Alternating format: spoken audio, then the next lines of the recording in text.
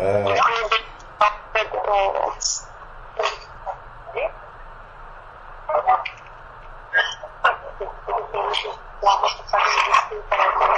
il y a un micro qui est ouvert.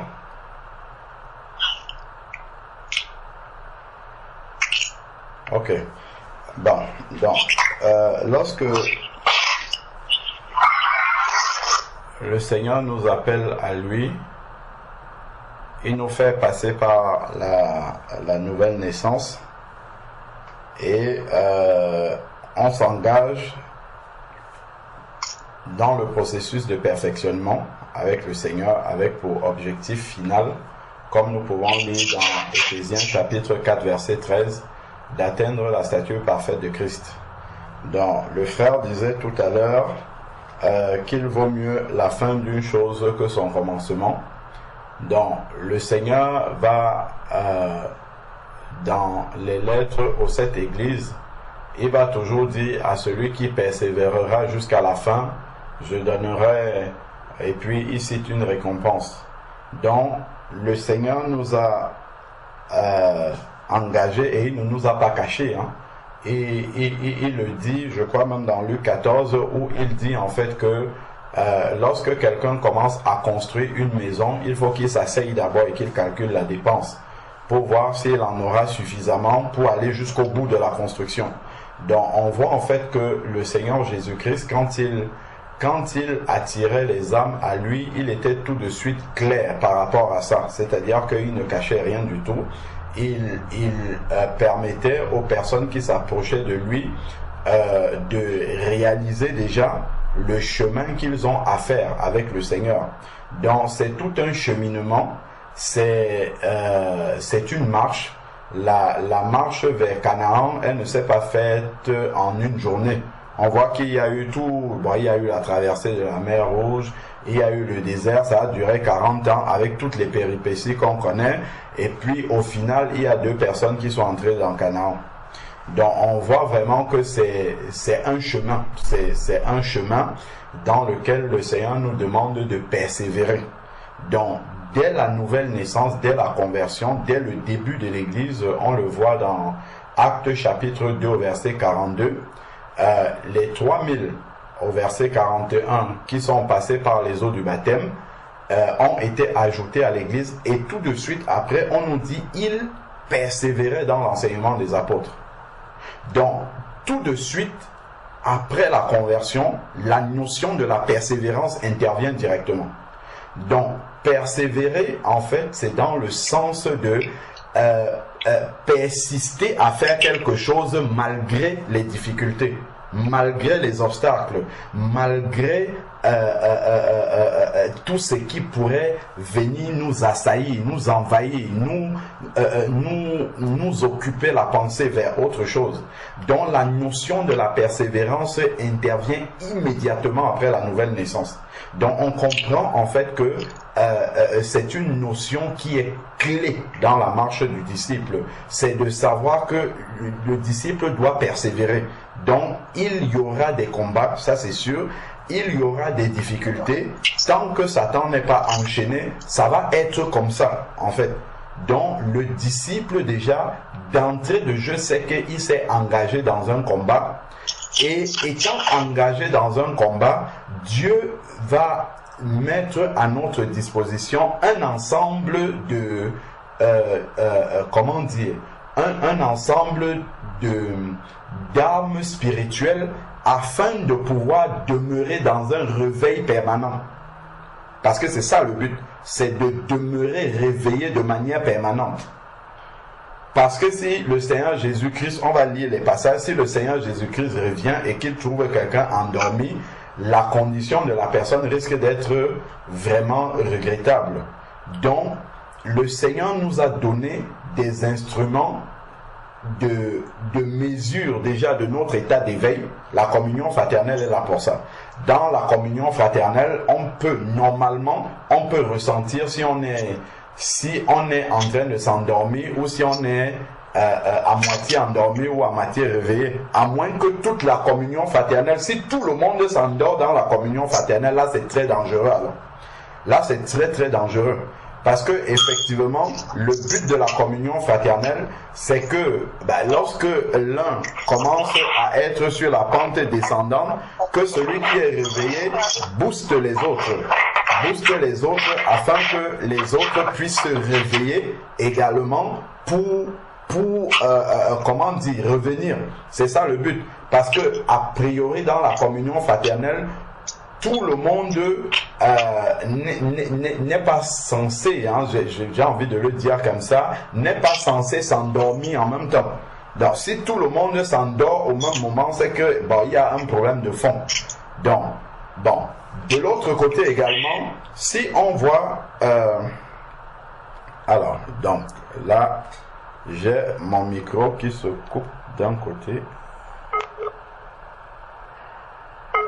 Alors, donc, si dans la communion fraternelle... Allô? Oui, là, c'est bon, on te suit. D'accord, oui. Donc, si dans la communion fraternelle, tout le monde s'endort au même moment, c'est que là, il y a vraiment un problème. Si maintenant, il y a quelques-uns seulement qui sont bouillants et la majorité refroidit, qu'est-ce qui va se passer? Si vous prenez, comment dire, un seau d'eau bien bouillante et que vous venez chacun avec comment dire, un bol, voilà, un bol d'eau froide, vous versez. Chacun vient, il verse son eau froide dans l'eau bouillante. Vous allez voir que l'eau qui est bouillante là va devenir tiède au fur et à mesure, tiède, et après ça va se refroidir. Ça va se refroidir complètement au fur et à mesure que dans l'eau bouillante, on rajoute de l'eau froide. Ça, en fait, ça montre que si dans une communion fraternelle, il y en a plus qui sont froids que ceux qui sont bouillants, en fait, finalement, ceux qui sont bouillants risquent de devenir froids eux-mêmes. D'où la nécessité que ceux qui sont froids réalisent rapidement que, attention, nous sommes froids, il faut qu'on se réveille rapidement pour rattraper, sinon on est tous en danger. On est tous en danger. Donc ça, c'est quelque chose qu'il faut réaliser dès le départ. Donc on a dit, il persévérait dans l'enseignement.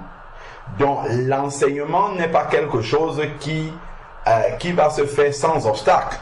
Il y a des fois où on a des difficultés à recevoir l'enseignement. Même celui qui enseigne a des difficultés à transmettre les messages qu'il reçoit. Lui-même, il est pensif, ainsi de suite. Mais on doit persévérer. Donc, on doit s'accrocher, on doit demeurer au pied du Seigneur pour que le Seigneur nous recharge nos batteries afin que nous puissions continuer. Ensuite, nous sommes dans Actes chapitre 2, verset 42. Il persévérait dans la communion fraternelle. La communion fraternelle n'est pas une option. Ce n'est pas je vais à la communion fraternelle quand je veux. Quand je suis fatigué, je dors chez moi, ou bien je m'assois et puis je suis pensif, ou bien je m'endors. C'est que ça ne va rien produire. Ça ne va produire que la paresse. La communion fraternelle est quelque chose qui se prépare d'abord dans la prière. Si pour que ça donne quelque chose, il faut qu'on ait préparé ça dans la prière, qu'on aille en étant rempli du Saint-Esprit. Comme ça, là, ça va produire quelque chose. Là, quand on va arriver vraiment, on sera centré sur le Seigneur et puis on va avancer dans ce sens. Donc, il persévérait dans la communion fraternelle. C'est l'endroit où on s'encourage les uns les autres. C'est l'endroit où on intercède les uns pour les autres. C'est l'endroit où on prend les sujets de prière des autres et que l'on va porter maintenant en privé de manière à ne pas rester oisif comme la parole de Dieu nous le dit. Donc, c'est l'endroit où quand tu vas arriver étant découragé, tu vas entendre le témoignage d'un frère, d'une sœur que le Seigneur a conduit cette semaine, que le Seigneur a délivré de quelque chose cette semaine, ainsi de suite. Tu vas repartir étant encouragé. Tu vas entendre que, ah oui, voilà, telle personne le Seigneur l'a conduit de telle manière, il y a telle âme qui est venue, là là tu vas dire, oh Seigneur, je me suis endormi. Là, il y a un problème. Il y a quelque chose qui ne va pas. Comment les autres reçoivent, je sais pas moi, des paroles de connaissance, et ainsi de suite. Pourquoi moi je suis endormi? Et ça va te pousser à te réveiller. Ça, c'est la communion fraternelle. Mais il faut qu'on ait compris le but. La fraction du pain. Dans l'enseignement de la fraction du pain, il y a le message de la mort du Seigneur, de sa résurrection, du retour de Jésus. Dans la fraction du pain, il y a le message du retour de Jésus. Et donc, justement, quand on réalise que, parce qu'on a tellement entendu que Jésus revient, que finalement, on a fini par s'accommoder à ce message-là et il n'est plus nouveau dans nos cœurs. Il faut que nous prions pour que ce message soit toujours nouveau dans nos cœurs, parce que c'est une prophétie qui va vraiment se réaliser, et il ne faudrait pas qu'elle se réalise quand nous sommes en train de nous demander pourquoi je suis froid. Je ne dois pas être en train de me demander pourquoi je suis froid. Je dois réaliser que je suis froid et sortir de là rapidement. Donc la fraction du pain et ensuite les prières. Prier sans cesse. Donc, le Seigneur nous a donné un ensemble d'équipements spirituels pour nous permettre d'avoir le réveil permanent, d'être réveillé de manière permanente. Donc, tout de suite, quand je réalise qu'il y a une baisse de régime, je dois prendre du temps déjà dans la présence de Dieu. Ça, c'est la manière dont on doit. Il y a certes le réveil collectif en tant qu'assemblée, mais si vous réalisez que vous êtes, quel mot vous avez utilisé? Si vous réalisez en fait que vous êtes devenu tiède en tant qu'assemblée, ça veut dire que individuellement vous êtes devenu tiède chacun de son côté. Donc, avant même de prendre un moment en tant qu'assemblée pour chercher la face de Dieu, il faut que chacun revienne d'abord personnellement dans sa communion personnelle avec le Seigneur, dans sa vie de prière avec le Seigneur, dans sa vie de jeûne avec le Seigneur, dans sa vie de prière en esprit. Pour ceux qui sont baptisés dans le Saint-Esprit, prier en langue personnellement, passer des moments dans l'adoration, dans le jeûne personnel, en sorte que lorsque vous allez arriver en assemblée, quand les autres vont voir la manière dont vous êtes bouillant, la manière dont vous adorez le Seigneur, la manière dont vous êtes rempli du Saint-Esprit, là, ça sera une prédication sans que vous n'ouvrez la bouche.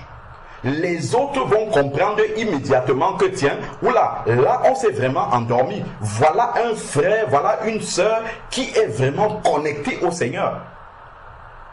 C'est-à-dire que pour qu'il y ait un réveil collectif, il faut déjà un réveil individuel de chacun d'entre vous. Chacun doit déjà prendre. Quand je dis chacun d'entre vous, c'est parce que c'est l'église de Nice qui a posé le problème. En fait, c'est chacun d'entre nous. Ça, c'est un sujet qui nous concerne nous tous. Ce n'est pas seulement l'affaire de l'église de Nice. Le Seigneur a peut-être ouvert les yeux là-dessus, là-bas, mais c'est vraiment une affaire. Ça nous concerne nous tous. Donc, vraiment, prendre déjà la chose de manière personnelle, de manière individuelle et aller dans la présence du Seigneur, prendre un temps dans la présence du Seigneur. C'est bien un jeûne collectif, mais prendre déjà un temps personnel dans la présence de Dieu pour chercher, Seigneur, pourquoi je suis froid? Qu'est-ce qui m'empêche? Quels sont mon cœur s'est tourné vers quoi? Comment mon cœur a fait pour commencer à se partager avec autre chose? Comment mon cœur a fait pour commencer à s'appesantir sur autre chose que ta présence? Seigneur, révèle-moi d'où je suis tombé. Église d'Éphèse. Souviens-toi d'où tu es tombé, reviens et pratique tes premières œuvres. Seigneur, c'est à partir de quel moment que j'ai commencé à me refroidir? Seigneur, révèle-moi, que je prenne conscience de cette porte qui est éventuellement ouverte dans ma vie spirituelle et que je ferme cette porte-là rapidement, que je revienne dans la présence de Dieu. Prenons Éphésiens chapitre 5. Le Seigneur nous donne toutes ces armes-là dont nous devons faire usage. En fait, le Seigneur, il nous a dit comment nous devons faire pour vivre avec lui, pour demeurer réveillés de manière permanente. Parce que c'est ça, c'est que parfois, on va décoller pendant un moment. Après, à un autre moment, bon, on baisse le régime, donc ça fait un peu comme une vie spirituelle en dents de scie. De temps en temps, on est bien, comment dire, on avance avec le Seigneur, après on pique encore, on s'endort un peu, on est dans pas mal de choses, après on revient encore avec le Seigneur. Non, il faut qu'on demeure bouillant tout le temps. Il faut qu'on soit constant dans le Seigneur. Dans Éphésiens chapitre 5, Éphésiens chapitre 5, si nous prenons à partir du verset Éphésiens chapitre 5, Éphésiens chapitre 5, nous pouvons prendre à partir du verset 14. C'est pourquoi il est dit, réveille-toi, toi qui dors, réveille-toi d'entre les morts, et Christ resplendira sur toi, ou Christ éclairera dans d'autres versions. Donc ici, c'est l'épître aux Éphésiens, c'est censé s'adresser à ceux qui sont convertis. Réveille-toi, toi qui dors, réveille-toi d'entre les morts. C'est-à-dire qu'un enfant de Dieu peut à un moment donné tellement s'endormir qu'on le confond à quelqu'un qui est mort, c'est-à-dire quelqu'un qui n'est plus connecté à Dieu.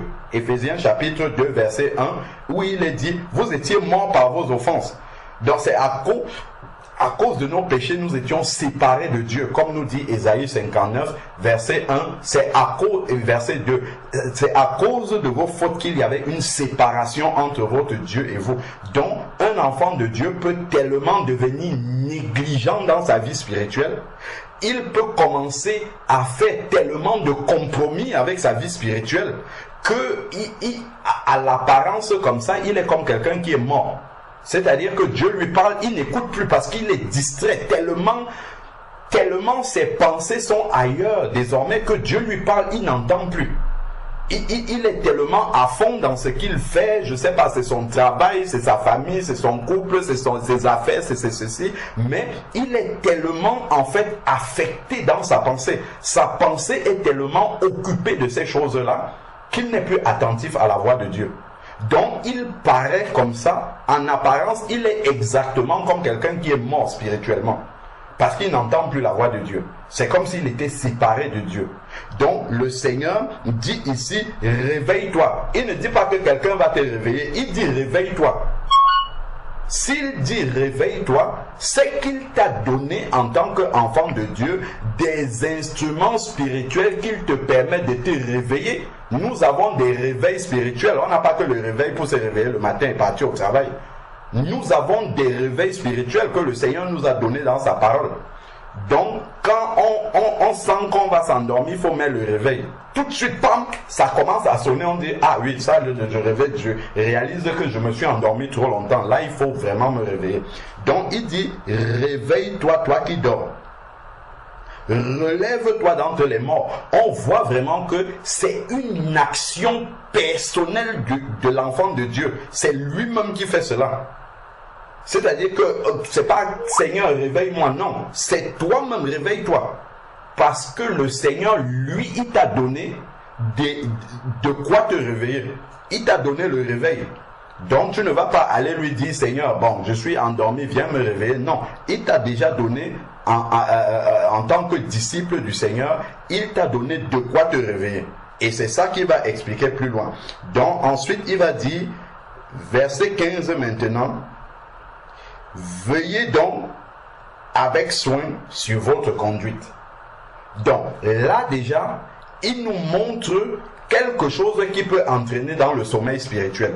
Si on ne veille pas sur sa conduite, si on n'examine pas au fur et à mesure sa marche, si on devient négligent par rapport à sa marche, si on commence à faire des compromis avec la marche dans le Seigneur en relativisant, là il dit attention, veillez avec soin. Ce n'est pas veiller de manière complaisante par rapport à sa marche. C'est veiller en passant, comment dire, en passant vraiment notre marche à la lumière de la parole de Dieu. Est-ce que je suis vraiment en train d'obéir au Seigneur? C'est examiner au fur et à mesure ma marche par rapport à la parole de Dieu. Donc, c'est au fur et à mesure. Donc, il dit veiller. C'est dans l'expression veiller, c'est une action continue. C'est veillons continuellement sur notre marche. Ce n'est pas de temps en temps, quand j'écoute un message de réveil, ah oui, un frère il a prêché un message de réveil, je me réveille pendant un moment après, pas je me rendons. Non, non, je dois demeurer réveillé. Et ça ici, il nous explique pas à pas comment je dois faire pour rester réveillé. Souvenons-nous d'où on est parti, il parle de réveille-toi, toi qui dors. Donc, et ensuite, il va expliquer comment faire pour rester réveillé une fois que tu t'es réveillé. Et c'est ça que nous perdons souvent. Donc, il dit veillez avec soin sur votre conduite.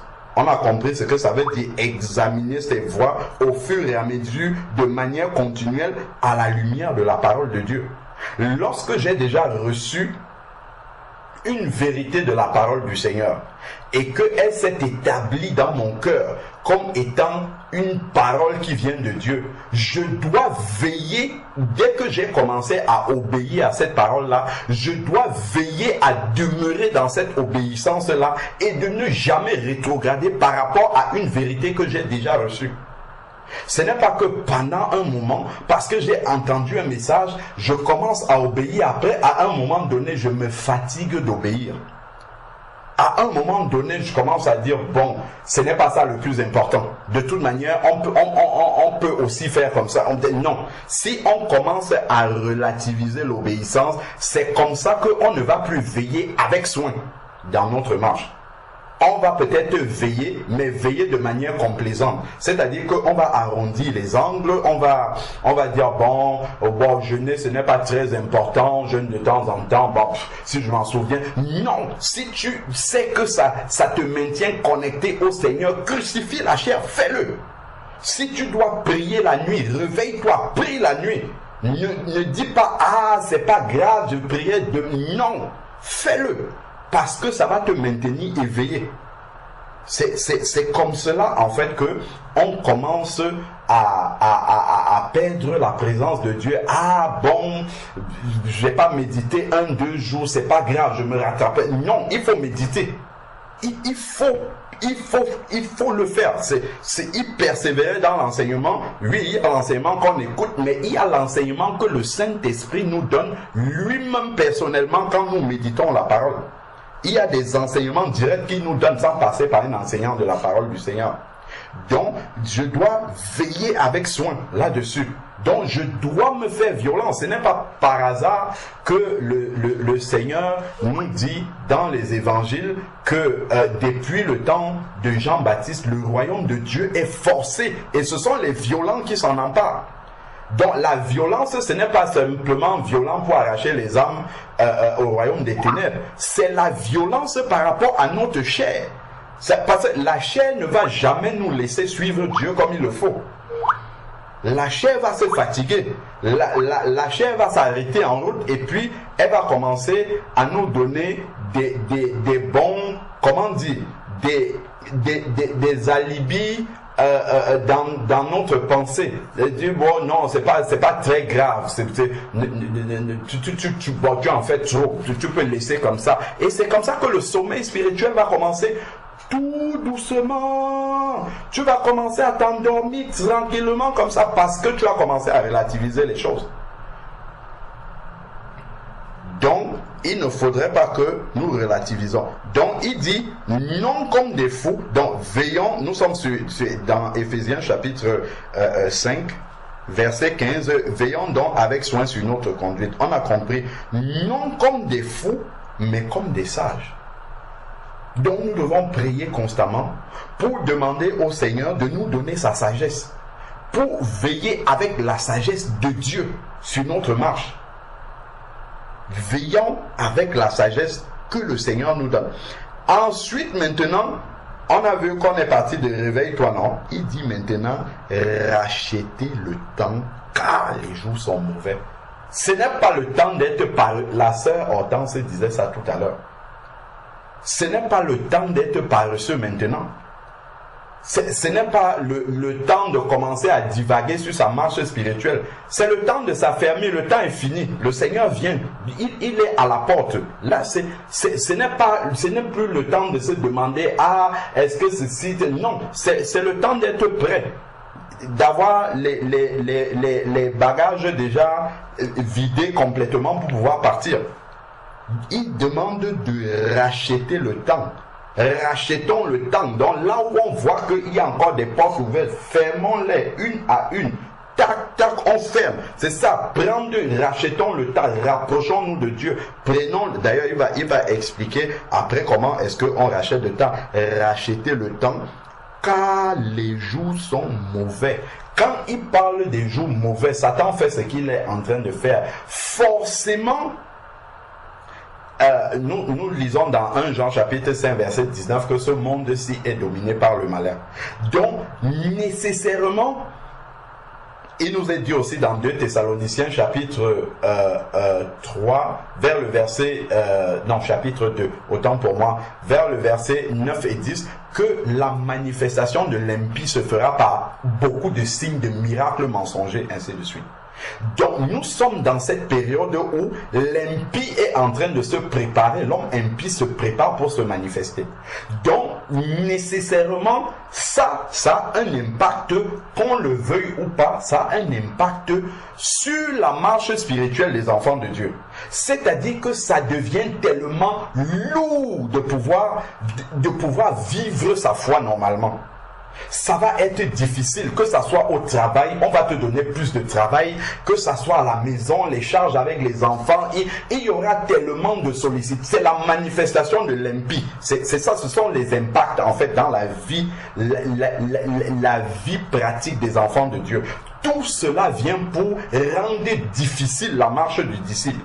Donc si quelqu'un n'a pas conscience de ça et comprend que en fait les temps ne vont pas aller en s'allégeant, les temps ne vont pas aller en facilitant la marche du disciple. Ça va aller en se compliquant. Il faudra être vraiment violent pour pouvoir garder le cap avec le Seigneur, pour pouvoir continuer à entretenir la flamme avec Jésus-Christ, pour pouvoir continuer à avoir une véritable vie de prière, une véritable vie dans le jeûne, dans l'adoration. Ça sera très difficile au fur et à mesure qu'on va avancer.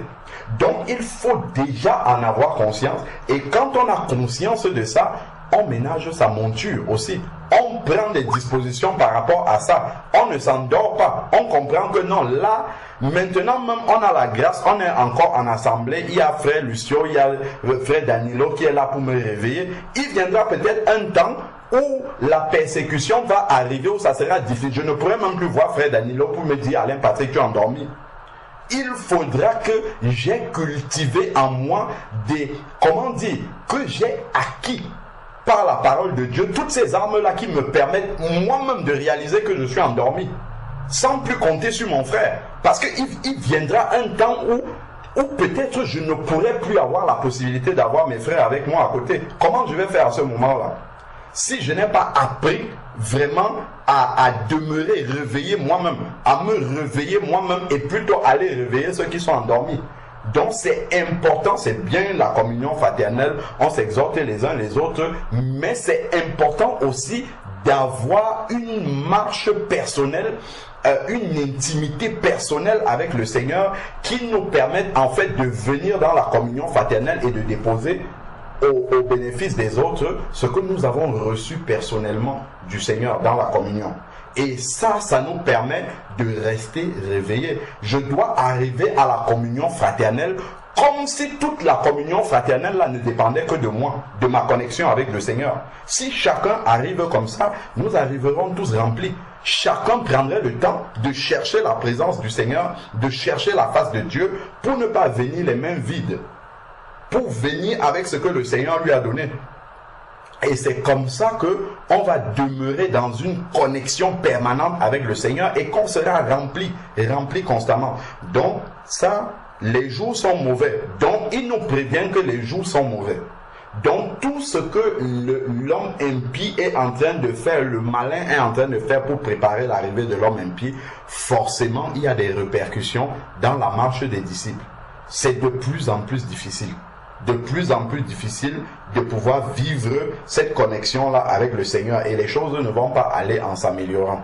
Donc il faut déjà qu'on soit préparé, habitué à cela, à ce que ça soit comme ça. Et d'ailleurs, c'est ce que le Seigneur donne comme message à la fin de la Bible, dans le livre d'Apocalypse. Regardons les conclusions des 7 livres-là, des 7 épîtres aux différentes églises. C'est la même chose. Il n'y a à aucune église, le Seigneur dit que oh, ça va être simple, assois-toi, tout va tomber du ciel. Non, il ne dit pas ça. Il dit que ça va être difficile. Il dit que les temps vont être difficiles. Et donc, il exhorte les églises en disant, celui qui persévérera jusqu'à la fin, celui qui gardera la parole de la persévérance jusqu'au bout, je lui donnerai la couronne de ceci. Celui qui, on voit toujours que, celui qui combattra le bon combat jusqu'au bout, on voit toujours qu'il y a cet encouragement du Seigneur à la persévérance. Cet encouragement à s'accrocher, cet encouragement à demeurer ferme, à rester bouillant. Ce n'est pas « je suis devenu bouillant et après je me refroidis ». Non, je suis devenu bouillant et je dois demeurer bouillant. Rester dans la présence du Seigneur pour être bouillant tout le temps. Donc ensuite, maintenant, il dit, racheter les jours sont mauvais. C'est comme ça qu'on peut le comprendre. Ensuite, maintenant, verset 17, il dit,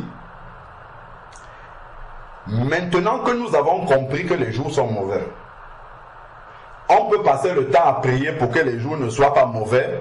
C'est déjà écrit ici là que les jours sont mauvais. Si je gardons un doigt ici là, on va revenir. Allons dans Timothée, 2 Timothée chapitre 3 verset 1.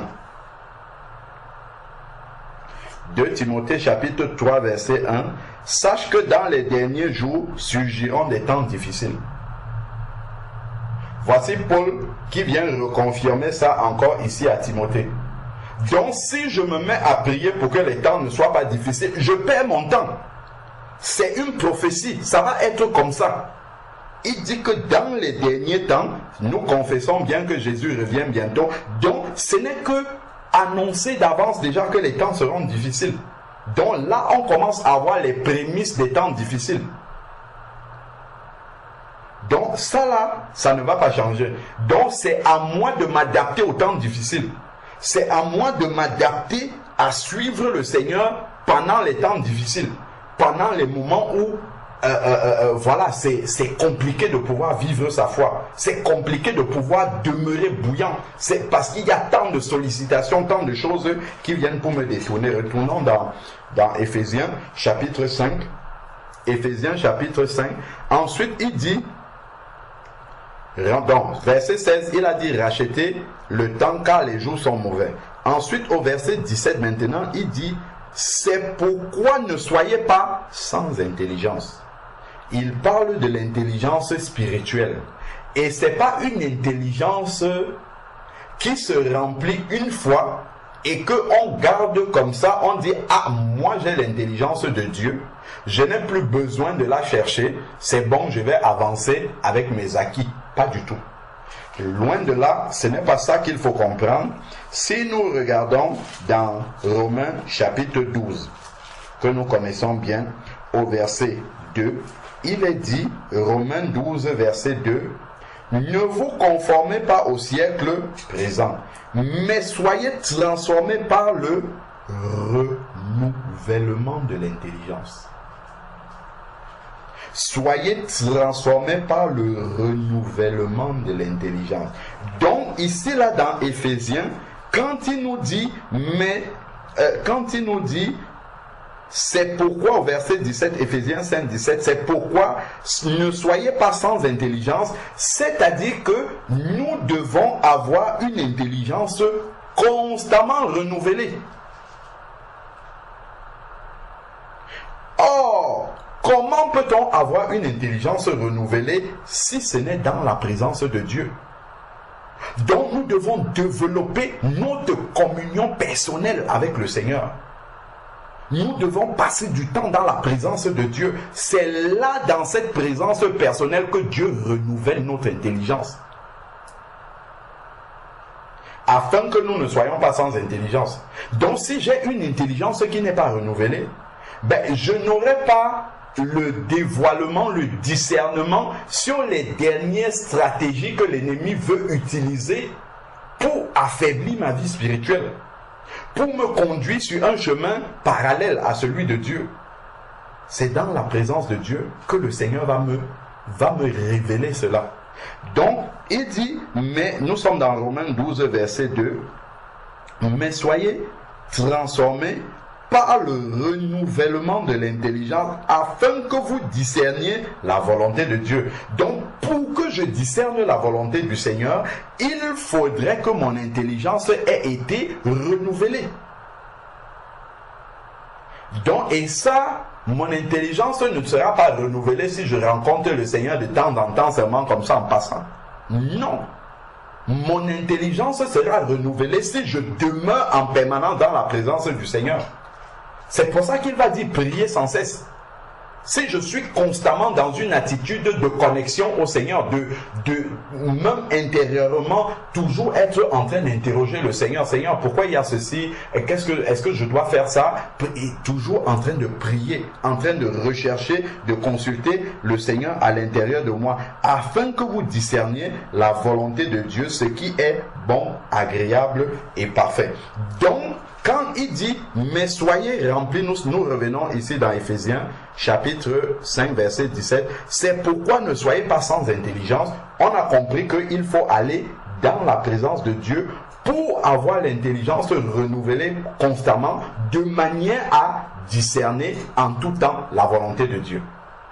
C'est ça qu'il nous dit ici. C'est-à-dire qu'il faut avoir la volonté de Dieu en tout temps. C'est ça. Quand il dit « Ne soyez pas sans intelligence, cherchons la volonté de Dieu en tout temps ». Et cette volonté de Dieu, comment est-ce que tu vas l'avoir? La volonté de Dieu, c'est sa parole. Ce n'est pas de manière mystérieuse qu'on va recevoir cette volonté-là, c'est dans sa parole. Donc c'est le fait de demeurer dans les Écritures. L'Esprit de Dieu va utiliser l'Écriture lorsque nous demeurons dedans pour renouveler notre intelligence, et nous allons comprendre dans chaque dans chaque situation dans laquelle nous nous trouvons, quelle est la volonté du Seigneur. Donc on comprend que le rôle de la parole de Dieu est essentiel pour discerner la volonté du Seigneur et acquérir et avoir une intelligence renouvelée. Lorsque je suis dans la parole du Seigneur, le Seigneur, par son esprit, vient, il renouvelle mon intelligence. Ensuite, maintenant, c'est pourquoi ne soyez pas sans intelligence, mais comprenez quelle est la volonté du Seigneur. Donc ça se recoupe avec Romains 12, verset 2. Donc, lorsque mon intelligence est renouvelée, je discerne la volonté du Seigneur. Voilà ça qu'il nous dit ici. Mais comprenez quelle est la volonté du Seigneur. Donc, recherchons toujours la volonté du Seigneur dans sa présence. Ensuite, maintenant, il va continuer à nous livrer les armes pour rester réveillés, pour demeurer dans un réveil permanent.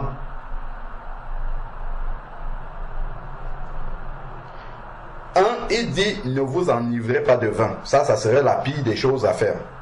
Ne vous enivrez pas de vin, c'est de la débauche. Je dois surveiller, comment dire, ça revient encore à veiller avec soin sur ma conduite. Dans ça, l'alcool déjà, de manière à perdre la lucidité, ça serait une grande porte ouverte dans ma vie. Ça, si ça existe, je dois mettre une croix là-dessus. Ensuite, maintenant, il dit, mais soyez remplis du Saint-Esprit. Le mais, en fait, est en opposition avec la phrase d'avant. Mais il y a quand même une similitude. Bon, je sais que plusieurs d'entre nous, dans notre vie passée, nous avons eu l'occasion d'être ivres. Plusieurs d'entre nous. En tout cas, moi, j'ai déjà eu l'occasion d'être ivre. Lorsque tu es ivre, il y a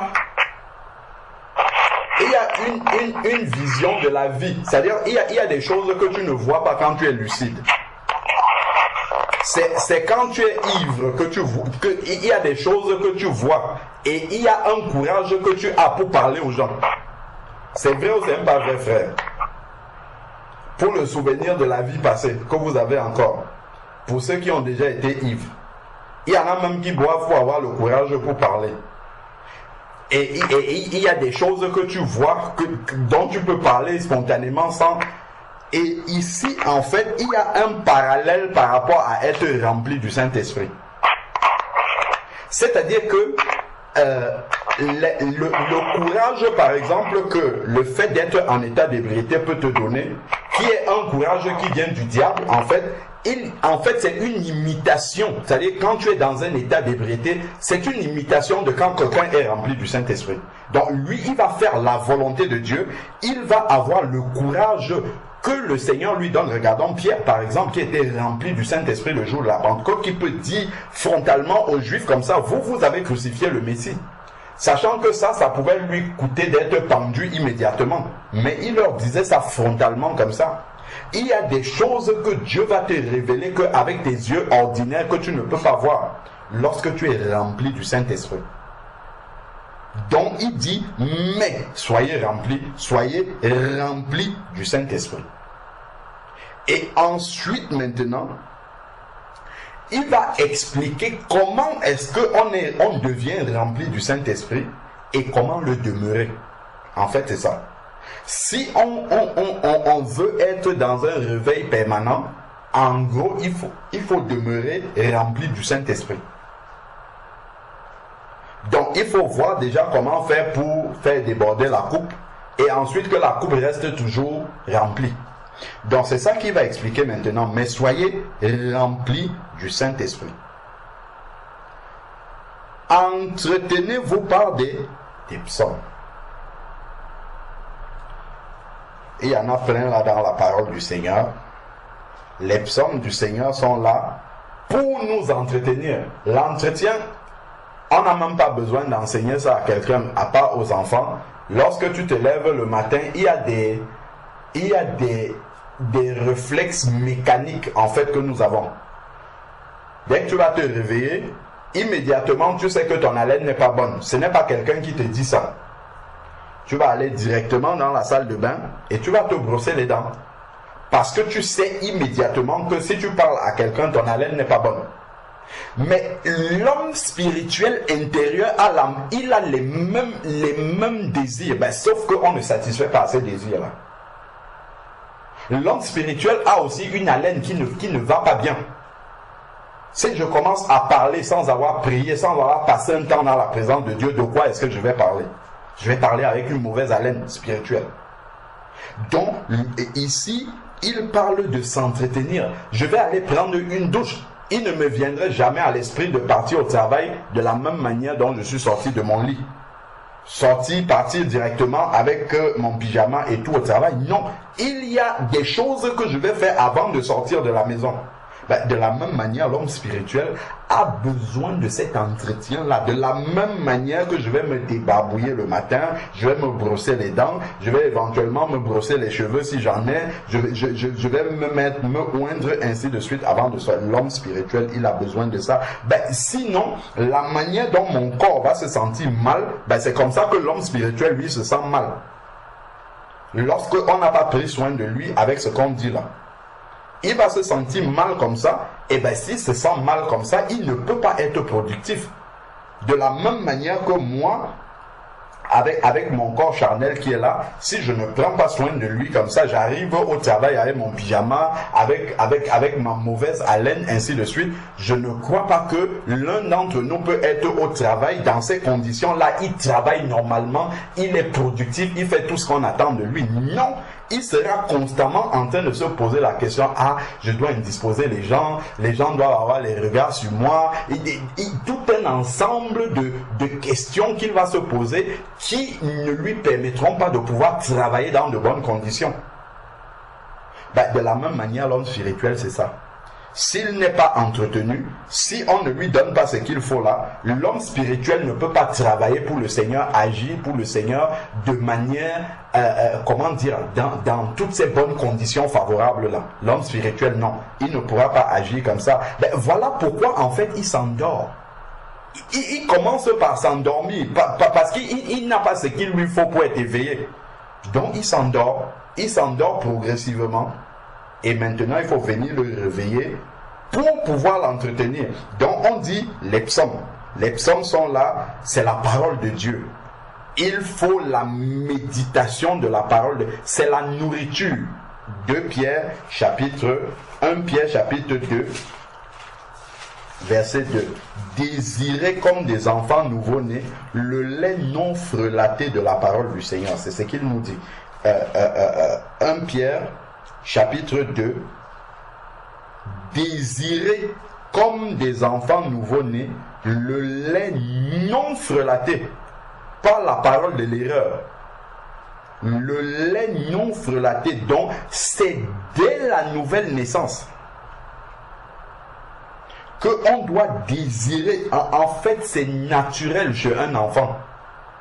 L'enfant qui est né, il va pleurer quand il a faim. C'est comme une horloge qui est en lui. Il pleure dès qu'il a faim. Pour réclamer, si on ne lui donne pas automatiquement son lait, il va pleurer. Ben, de la même manière, un enfant de Dieu également qui est né de nouveau, il va désirer, comme l'enfant nouveau-né, le lait de la parole de Dieu. Il va aller. Ben, le problème, c'est que pour l'homme physique, là, lorsque nous grandissons, nous devenons autonomes par rapport à nos repas. Le matin, on va prendre le petit déjeuner, à midi, on va prendre ainsi de suite. Ben, de la même manière, spirituellement, nous devons, plus nous grandissons avec le Seigneur, plus nous devons être autonomes comme ça. C'est-à-dire qu'on ne doit pas attendre une exhortation qui nous dit « Ah frère, il faut que tu passes de temps dans la prière, il faut que tu passes de temps dans le jeûne, la méditation. » Non, on n'a pas besoin de ça. Ça doit être aussi automatique que lorsque un adulte sait que bon, à midi, l'heure va bientôt approcher, il faut que je mange, il faut que je trouve de quoi manger, ainsi de suite. C'est ça l'adulte spirituel. L'adulte spirituel a déjà cette faculté de dire que bon, ok, aujourd'hui, je vais peut-être manger un sandwich à midi, bah, demain, je vais manger une salade, il doit avoir cette autonomie-là. Il ne doit pas se laisser aller comme ça. Bon, voilà, il médite quand il peut, il prie quand il veut. Non, ça va donner de la médiocrité spirituelle et ça va conduire au sommeil. L'homme spirituel ne peut pas se nourrir d'autre chose que de ça. Si on ne lui donne pas ça, il va s'endormir. Il ne va pas s'affectionner aux choses d'en haut. C'est ce que nous dit Colossiens. Affectionnez-vous aux choses d'en haut. Pensez constamment. Comment est-ce que ta pensée va être constamment connectée à en haut si tu ne l'as pas nourrie avant avec la parole de Dieu qui te permet de rester connecté avec en haut? Mais là, en fait, ça ne pourra pas se faire de manière automatique. Donc, si tu ne vas pas toi-même à la source, comme on disait, en te faisant violent, en allant dans la présence du Seigneur, sachant que tu as besoin de cette présence-là, elle ne se fera pas automatiquement. Et le temps va passer, tu vas relativiser, et c'est comme ça que tu vas t'endormir progressivement. Donc, désirons comme des enfants nouveau-nés le lait non frelaté de la parole de Dieu, afin que par lui, par le lait, par la parole de Dieu, vous croissiez pour le salut. Ça, c'est aussi valable pour celui qui vient de naître de nouveau spirituellement que pour celui qui est plus ancien dans la foi. On ne cesse jamais de croître. Donc, là, c'est vrai que celui qui a grandi dans la foi ne va plus prendre le lait, il va peut-être prendre la nourriture solide, mais il va continuer à croître pour le salut. Il va s'affermir davantage. Donc, la parole de Dieu, on revient dans Éphésiens chapitre 5, verset 18, verset 19, entretenez-vous par les psaumes. Les psaumes, en fait, c'est la parole de Dieu qui était chantée dans le temple. Donc, c'est la parole du Seigneur. Les hymnes. Là, on nous parle de l'adoration ici. L'adoration est une, comment dire, nous-mêmes nous confessons que Dieu siège au milieu de l'adoration de son peuple. L'adoration est un moyen par excellence de demeurer dans la présence de Dieu, puisqu'il siège au milieu de l'adoration de son peuple. C'est vrai qu'on va avoir plus tendance, moi le premier, à adorer lorsque nous sommes en groupe, mais individuellement, on a plus de mal. On le fait très peu. Or, on nous dit ici que Dieu siège dans la présence, donc ça c'est un moyen pour demeurer dans la présence du Seigneur, puisqu'il va venir siéger lorsque je suis en train de l'adorer. Donc cultivons ces moments d'adoration personnelle pour demeurer dans la présence de Dieu. Ensuite maintenant, et ça doit être, l'adoration ça ne doit même pas seulement être dans un moment de culte personnel. Ça doit être quelque chose, c'est une vie en fait, c'est une vie d'adoration. Je peux être en train, je ne sais pas, en train de laver le sol, en train de m'occuper de l'enfant, ainsi de suite, et puis pap, ça part en adoration spirituelle, ça commence dans des cantiques spirituels et tout.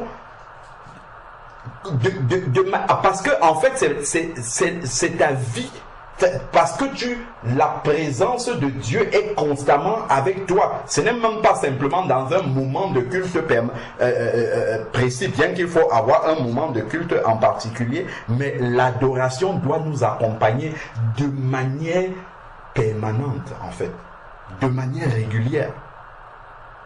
Mais une vraie adoration spirituelle.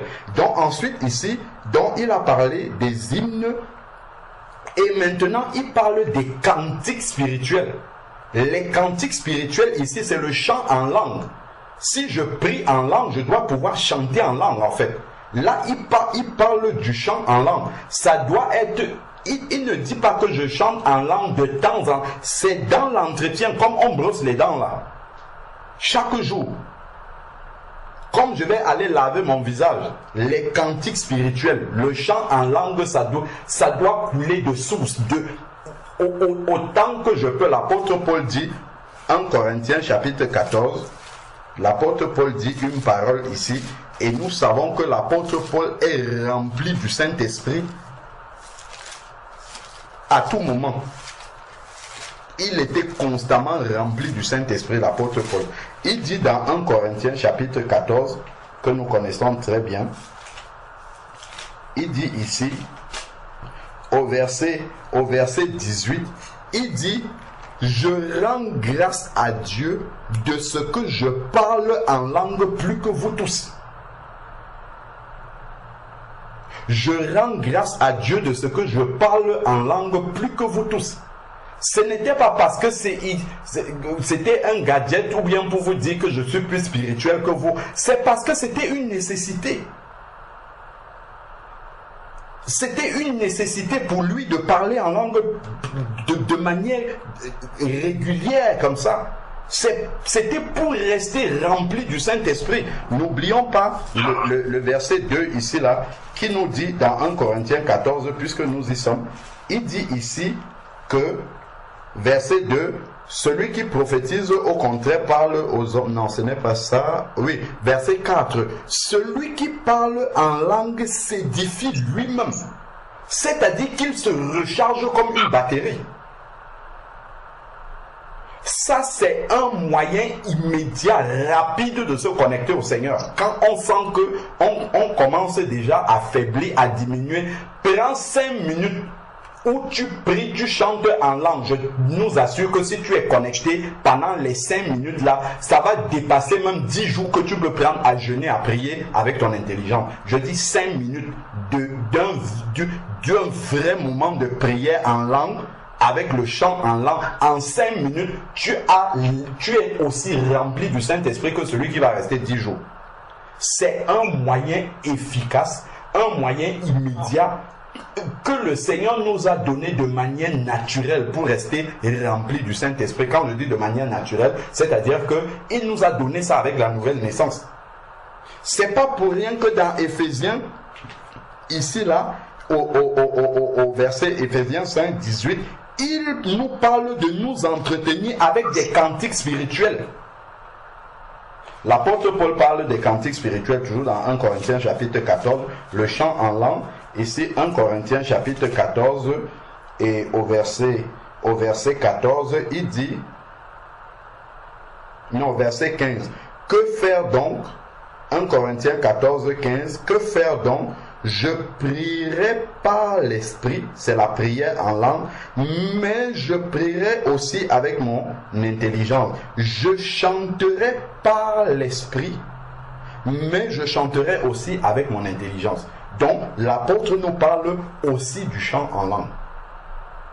Et il nous dit, entretenons-nous avec ça. C'est bien d'avoir reçu le don des langues, mais il faut le pratiquer. Ce n'est pas un truc que, bon, voilà, on a cherché à avoir la prière en langue pendant un moment. Dès que Dieu nous a donné, on a dit, alléluia, merci Seigneur pour ce que tu nous as donné. On a pris ça, on a accroché dans notre chambre comme un trophée. Non, ce n'est pas un trophée spirituel. Le Seigneur nous donne ça parce que c'est utile pour notre marche. C'est vital. Ce n'est pas pour rien que les apôtres se déplaçaient de Jérusalem pour aller prier en Samarie là-bas pour que les Samaritains soient baptisés dans le Saint-Esprit et parlent en langue. Ce n'était pas pour rien. Ce n'était pas pour s'amuser. C'est parce que c'était utile, nécessaire, qu'ils puissent pratiquer la prière en langue, qu'ils puissent pratiquer le chant en langue pour rester remplis du Saint-Esprit. C'est écrit ici, entretenez-vous. Si tu ne l'as pas reçu, comment tu vas faire pour t'entretenir? Et c'est écrit que celui qui prie en langue s'édifie lui-même. C'est-à-dire qu'il se recharge comme une batterie. Il se recharge. Donc quand il va venir parler aux gens avec son intelligence, en français, en anglais, selon la langue dans laquelle il s'exprime, il sera rempli du Saint-Esprit. C'est la plupart des gens que j'ai vu manifester la prophétie ou la parole de connaissance, la plupart de tous ces gens-là parlent en langue. Tous. Pourquoi? Comment ça se fait? Quand tu parles en langue, tu es en train de te charger comme une batterie, et lorsque tu commences à parler avec ton intelligence, en fait tes paroles sont chargées du Saint-Esprit, sont remplies du Saint-Esprit. La prophétie commence, la parole de connaissance commence, les paroles de sagesse, tout ça, ça commence à sortir sans que tu n'aies fait d'effort. C'est de manière naturelle. Pourquoi? Parce que, en fait, ton esprit était en train de se recharger pendant que tu parlais en langue. Et ça, en fait, pour celui qui n'a pas compris, il va négliger, il va dire, bon, bref, lui parler en langue, c'est bien. Celui qui pratique ça, il verra comment, dans sa vie spirituelle, dans sa marche, il sera, je t'assure, tu peux arriver comme ça, tu trouves les bien-aimés qui sont endormis.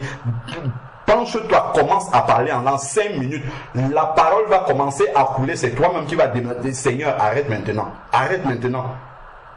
Ça, c'est un don que le Seigneur il a fait don à l'église de ça pour que nous puissions ne pas toujours revenir devant le Seigneur. Seigneur, remplis-moi du Saint-Esprit. Seigneur, remplis-moi du Saint-Esprit. Il nous a donné le moyen de nous-mêmes nous recharger.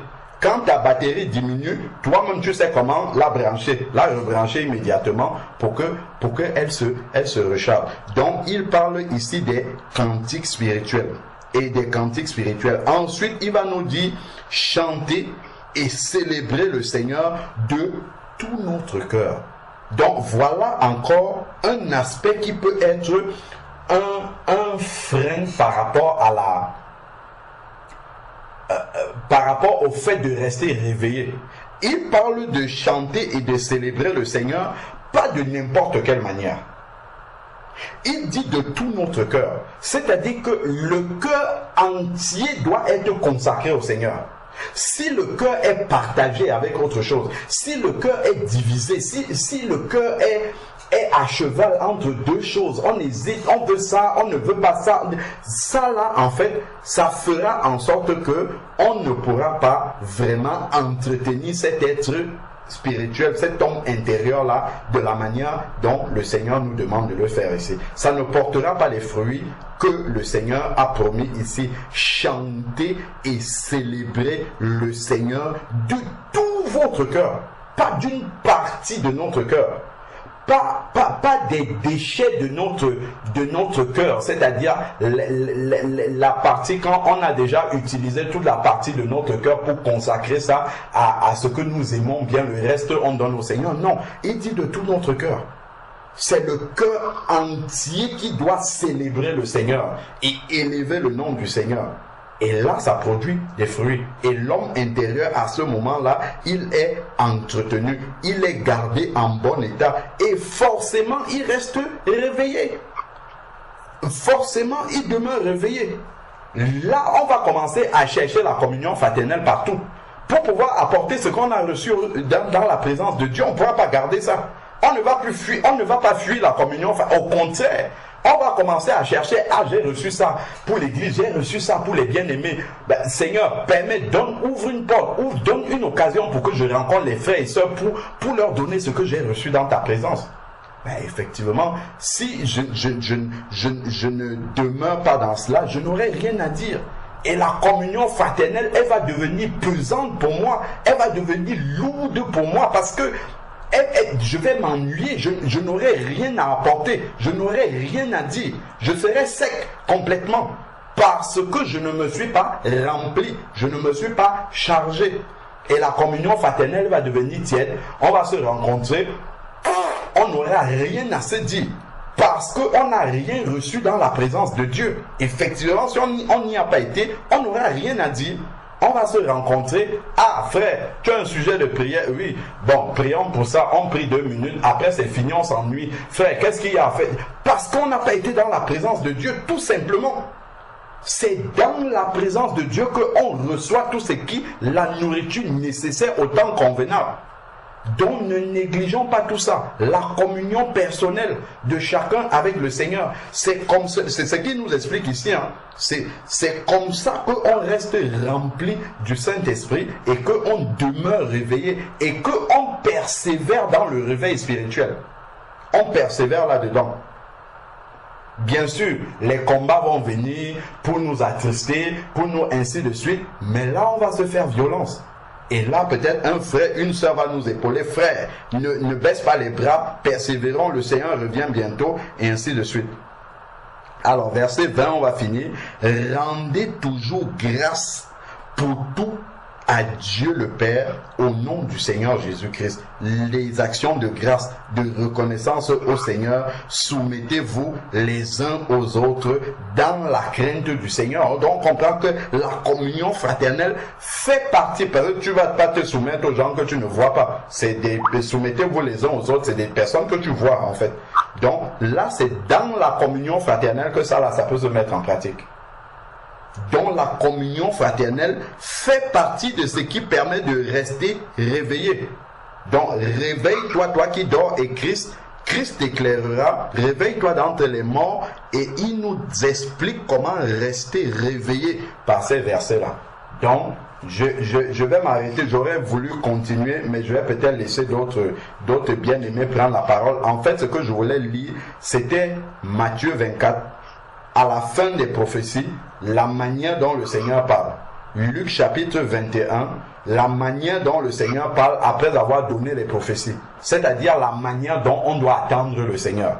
Il y a prenons le temps chacun de nous de méditer ça. C'est Matthieu 24, la manière dont le Seigneur parle, c'est à partir du verset. Je vais juste nous donner ça comme ça.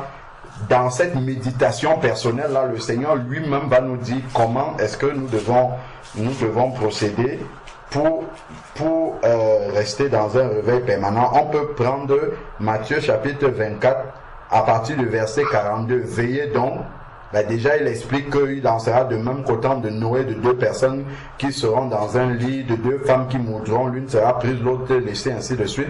Quand il finit de conclure, après à partir du verset 42, on peut prendre jusqu'à 51, il va dire veillez donc, puisque vous ne savez pas quel jour votre Seigneur viendra. Il parle de veiller.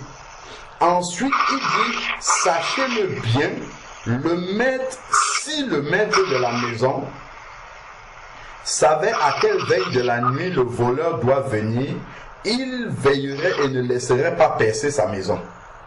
Donc, après avoir parlé des signes de la fin, il parle maintenant de la veille, la manière dont nous devons veiller pour rester prêts, en fait. Pour rester prêt, c'est ça là. Donc je ne vais pas commenter, je lis simplement. C'est pourquoi vous aussi, tenez-vous prêts.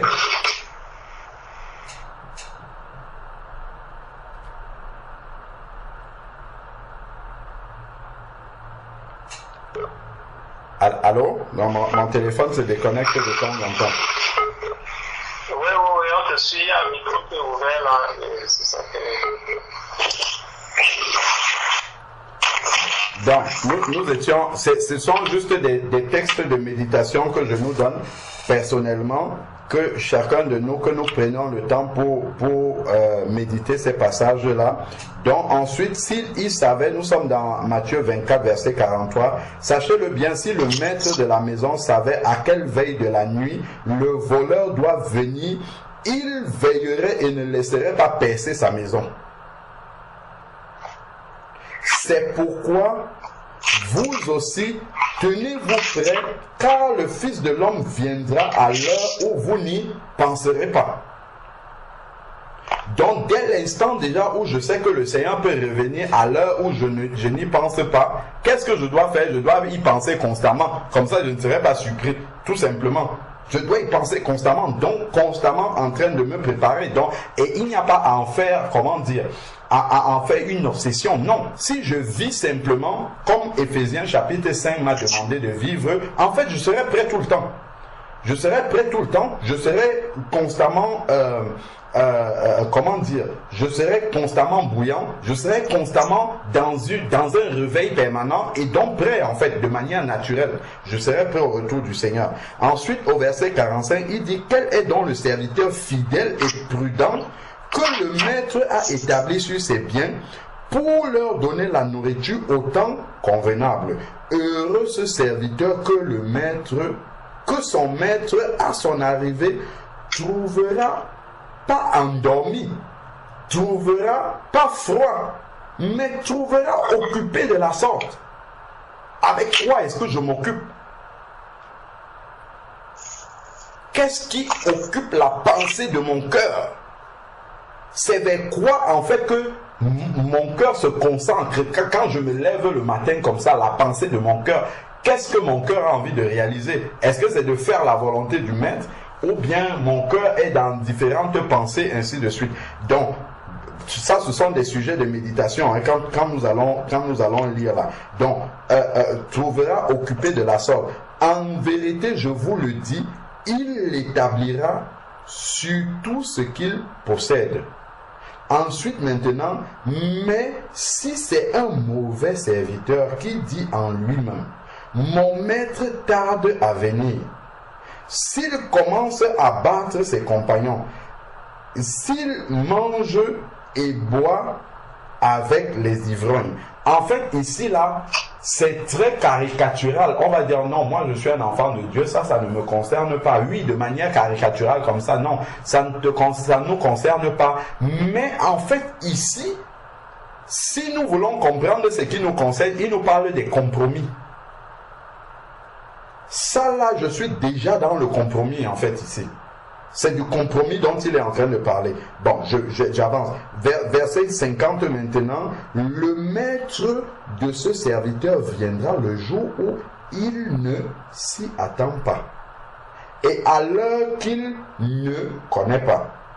Il le mettra en pièces et le fera partager le sort des hypocrites. C'est là où il y a des pleurs et des grincements dedans. On parle d'un serviteur, on parle du maître.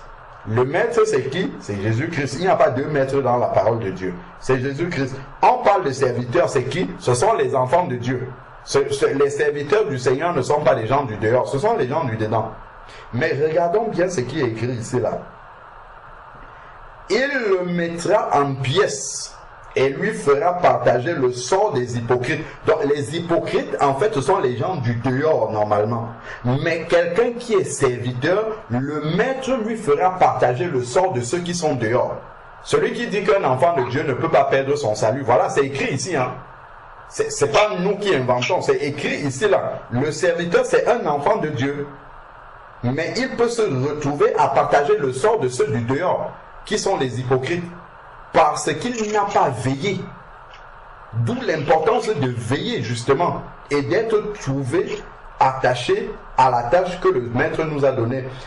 Et ensuite, la suite ici, là, il dit, si on n'a pas compris le sort des hypocrites et qu'on se dit, bon non, de toute manière, je suis un enfant de Dieu, c'est bon, sauvé une fois, sauvé pour toujours, je peux dormir, Dieu viendra, il va me réveiller et puis on va partir ensemble. Regardons bien, il dit ici, il partagera le sort des hypocrites et ensuite il dit, c'est là, si on n'a pas compris, c'est là où il y a des pleurs et des grincements de dents. Là, il parle ici, là, du séjour des morts, il parle de l'enfer. Et ça, il parle des serviteurs. Ce sont des enfants de Dieu dont il parle ici, là. Il y a cette possibilité-là. Donc, le sommeil spirituel, on doit comprendre qu'on doit veiller. Il faut veiller. C'est le Seigneur, c'est Jésus même qui parle. Hein. Ce n'est pas un apôtre qui parle ici. C'est Jésus même qui parle. Il parle de ses propres serviteurs. C'est-à-dire de ses propres enfants. Et il parle du serviteur qui n'aura pas agi de la bonne façon, qui n'aura pas trouvé en train occupé de la sorte. C'est-à-dire qu'il y a une préparation pour attendre Jésus-Christ. Donc s'il ne nous trouve pas occupés à cette préparation-là pour l'attendre, il nous parle bien du sort avec les hypocrites, des pleurs et des grincements de dents. Marc chapitre 13, qui parle aussi de ça. Donc ça, c'est un premier texte à méditer. Marc chapitre 13 parle du retour de Jésus aussi. Et Marc chapitre 13, si on prend à partir du verset 32 jusqu'au verset 37, on peut méditer ça aussi. Verset 32 à 37, il dit, pour ce qui est du jour et de l'heure, personne ne les connaît.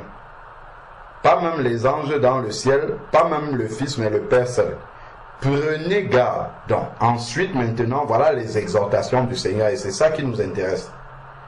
Prenez garde, veillez et priez. Veillez et priez. On veille sur nos voies et on prie.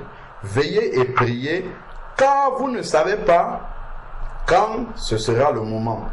Il en sera comme d'un homme qui part en voyage, laisse sa maison, donne le pouvoir acquis à ses serviteurs, ses enfants que nous sommes. À chacun sa tâche. Donc il y a un travail. Il y a une tâche que le Seigneur a laissée à chacun d'entre nous. Et il faut que chacun soit occupé à cette tâche-là. C'est pour ça qu'il disait dans Matthieu 24, occupé de la sorte. Donc on ne doit pas être dans l'oisiveté en attendant que voilà, le Seigneur revienne comme ça et puis que les choses se passent. Non, il a donné à chacun une tâche, donc il y a un travail à faire. Et commande au portier de veiller. Ensuite, verset 35, veillez donc, car vous ne savez pas quand viendra le maître de la maison, le soir ou au milieu de la nuit, ou au chant du coq, ou le matin. Craignez. C'est aux serviteurs qu'il dit, hein? C'est aux enfants de Dieu qu'il dit ça. Parce que nous on peut dire, bon, ok, bah, de toute façon nous on est sauvés. Il dit, craignez qu'il n'arrive à l'improviste. C'est une sainte crainte. Ce n'est pas je crains l'enlèvement, non. C'est dans le sens de craignez qu'il n'arrive à l'improviste et ne vous trouve comment? Voilà le mot-clé ici là, endormi. Et ne vous trouve endormi. Qu'il n'arrive pas à un moment où nous sommes dans le sommeil spirituel. Ce que je vous dis, je le dis à tous, veillez. Luc chapitre 21.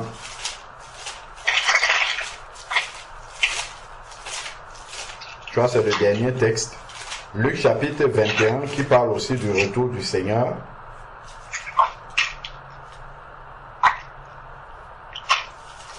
Luc chapitre 21, on peut prendre à partir du verset 34 jusqu'à 37.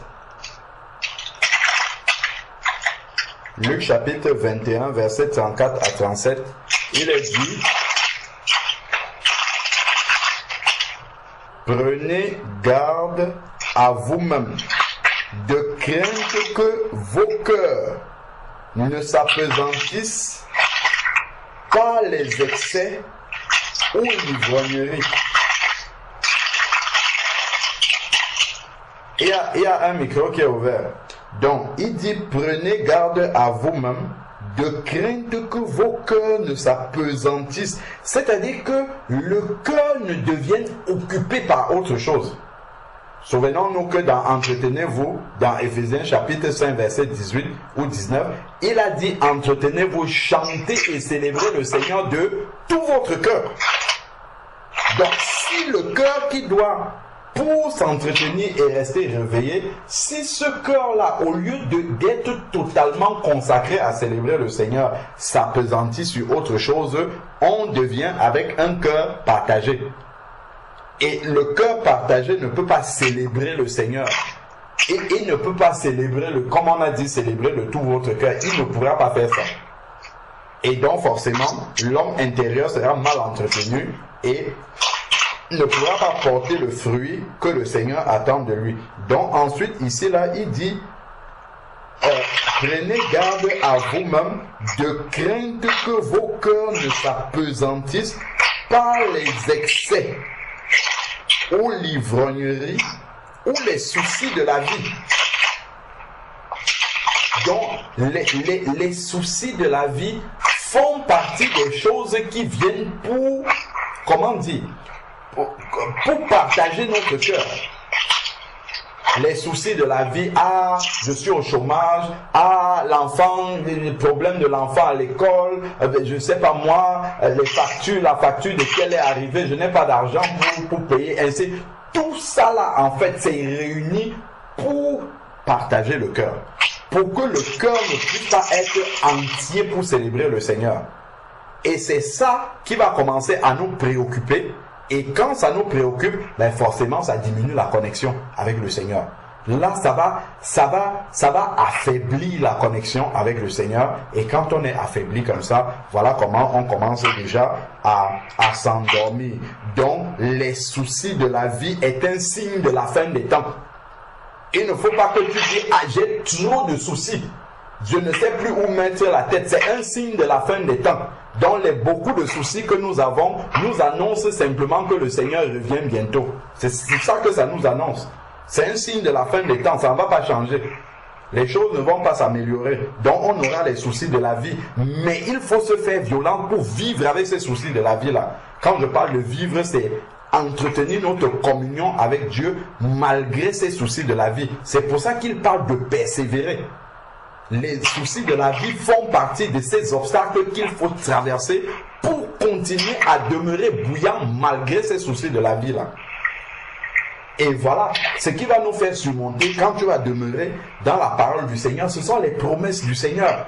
Les promesses que le Seigneur a données par rapport à ces soucis de la vie. Ne vous souciez pas du lendemain. Le lendemain aura soin de lui-même. Ne vous inquiétez pas de ce que vous mangerez, de ce que vous serez vêtis, car votre Père dans le ciel, Luc chapitre 12, votre Père dans le ciel, avant que tu n'ouvres la bouche pour demander quelque chose, il sait déjà de quoi tu en as besoin, ainsi de suite. Tout ça, c'est ça qui va remplir ton cœur. Et tu vas attacher la foi à ces paroles-là. Et le fait d'avoir attaché la foi à ces paroles-là, immédiatement ton cœur sera libéré. Donc tu n'auras plus ces soucis-là dans la tête. Parce que la parole de Dieu a délivré ton cœur de ces soucis-là. Et là maintenant, ton cœur peut être totalement consacré au Seigneur, attaché au Seigneur, malgré que ces soucis-là existent. Parce que les promesses du Seigneur, tu les as prises par la foi et ton cœur a été délivré.